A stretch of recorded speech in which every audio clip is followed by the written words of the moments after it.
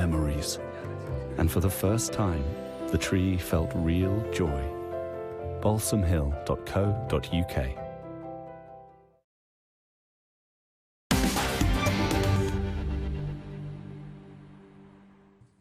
Nigel Farage is the topic of my Take at 10. You won't want to miss it, but first this.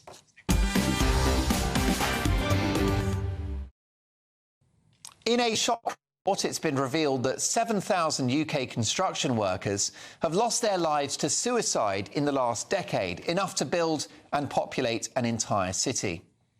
These devastating figures reveal that builders and tradespeople are 4 times more likely to die by suicide than the national average as a result of financial strain and mental health challenges, which see many turn to drugs and alcohol to cope. The epidemic has cost the industry almost £3 billion in absences over the last year alone, in a staggering loss of output that could have built 150,000 homes, 80 schools and 3 hospitals.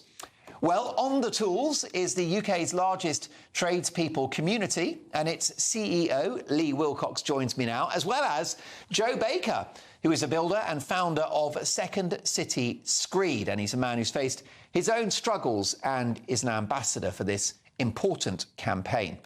First of all, Lee, great to have you in the studio. Thanks for having us. You're not a proper builder, are you? I'm not a proper builder, no. No, my hands are too soft. You've put together this great community, but you're not a plasterer or a lecky or anything like that. I've tried it many times but failed, yeah. But why does On the Tools exist? On the Tools exists to improve the lives of every tradesperson in the UK. That's our mission. And why is it necessary? Because tradespeople aren't looked after. They don't have the same perks, privileges as the white-collar world. They're not... HR departments and all that stuff. Exactly that. You know, there's no union that covers construction. There's no department of construction. We sort of fit into business and trade, and maybe there's a minister, I think it's Lucy Jones, but I'm not. You know, it's all fragmented within government, and it should have its own purpose. It should have its own place. And what are the hardest aspects of being a builder? What are they up against every day? The challenge that they've always got is that it's stacked. I mean, we've done loads of research around this, but loneliness is one of the things that goes unnoticed, right? So trades are often working alone for long periods of time. Yeah. Getting paid is a massive, massive problem. The industry, I think the first half of 2023, there was 4,000 SMEs went up because they couldn't get paid, and therefore cash flow... That's 4,000 small and medium-sized businesses in the first half. Right, and they're financially viable companies that haven't been paid and therefore closed down. And they're the struggles that they have, yeah. You know, if you're a tradesperson and you are feeling unwell, you can't take a day's sick because you don't get paid. You know, there's no pensions, no workplace pension. Yet they're all contributing national insurance. You know, all of these things... are working against them. They're away from their families, often staying away in digs for months on end, weeks on end, and it's a completely different industry to what you and I work in that white-collar world, and no one looks after it. You know, I don't think I'll be shocked if people actually know about these stats, you know, around the 7,000. It's why we started this campaign. 7,000 people lost to suicide in a decade. If it was a disease, people would be talking about that and what the NHS is going to do about it. 2 people a day, every day. 2 people a day, every day. And young, fit, mainly men in their prime, in their 20s, 30s and 40s. Exactly. With so much to live for, but they take their lives. Joe, lovely to see you in the studio as well. Thank you. You, on the other hand, are a proper builder. Wouldn't say builder, but I'm in the construction industry. Yeah, I mean, I'll be asking for a quote later. I'm a second conservatory, but although that will get taxed by Rachel Reeves. Can I ask you what you've been through in your... Because you've got your personal story, haven't you? You've been very successful in what you do, but on a private... on the private side, you've struggled at times. Yeah, massively so, yeah. So, attempted suicide and was deep into addiction with alcohol. Really did face struggles. This was before I was in the construction industry, believe it or not.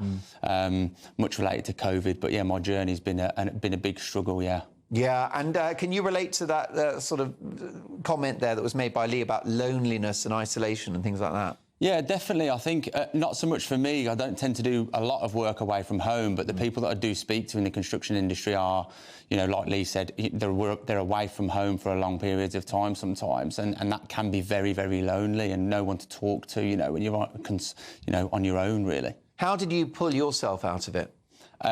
Through talking to people, reaching out to help from support networks and becoming sober. Yeah, I mean, it's a great, great achievement. It's hard to blame builders, tradespeople, hitting the pub at the end of a long working day, because it is incredibly hard work. And many do go to the pub just for that release, don't they? They do, yeah. And I think it's a society, isn't it? I think it's that, through my recovery, that there's a lot of... It's associated, it's a habit, it becomes habit, it's learned behaviour. Yeah. And I think, you know, like you say, you've had a stressful day, people hit a drink, you've had celebrations, people hit the drink, it's associated, isn't it, I think? Indeed. I mean, I've got the highest regard for builders, construction workers, tradespeople, and when I've watched them working, they come in early. They seem, a lot of the builders that I've known, they start the day with a full English, which they need, because it's very physically demanding work. And it's a sandwich and a can of Coke at lunchtime, and then it's the pub in the evening. I'm not so aware of or across the drug side of it, but have drugs entered that world of construction, do you think? Yeah, I think there's a big relationship between construction and drugs or alcohol, and I think the common misconception is that alcohol is a drug, and I think people separate the two sometimes, that, you know, alcohol is probably one of the most dangerous drugs out there. And I mean, do some builders take drugs or even drink during the day? Well, during the working day, does that go on? I would say it potentially happens. It's not something I've come across in the construction industry, but I'm not saying it's impossible. Do you think builders and construction workers are underappreciated in our society? Yeah, I do. I think we're underappreciated and undervalued. I think if you look at, you know, my journey down here, I travelled down on the motorway. It was built by construction workers. You're on a train, it's built by construction workers. The building we're in is built by construction workers. I think the economy would stop if it wasn't for us. Yeah, and I mean, I don't know what percentage of tradespeople are men, because there are many fantastic women that work in this industry. But is this an issue with I don't know, the demonisation of men slightly, Lee? This idea of toxic masculinity, which maybe builders are unfairly lumped in with? Yeah, look, the industry it's really fragmented. It is massively dominated by men. 1% boots on the ground is women. That's been the same for the last 10 years. So there are more women joining. There's been a big push for that over the last couple of years. But I think there's a massive stigma around how men are meant to act in this industry, and I think that plays out. I think it plays out in how they're supported as well, because in an industry where the suicide rate is higher than any other, you're 4 times more likely to die by suicide in this industry.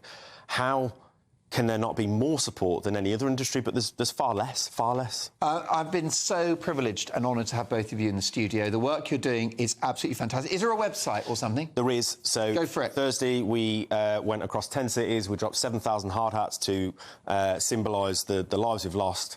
The campaign is called The Lost City. TheLostCity.org is where you can go and donate. We're trying to raise £2.5 million. TheLostCity.org. That's the one. TheLostCity.org. The Samaritans are there to help. Do reach out. 116 123. 116 123 Samaritans. Next up, My Take at 10. Nigel Farage. Don't go anywhere.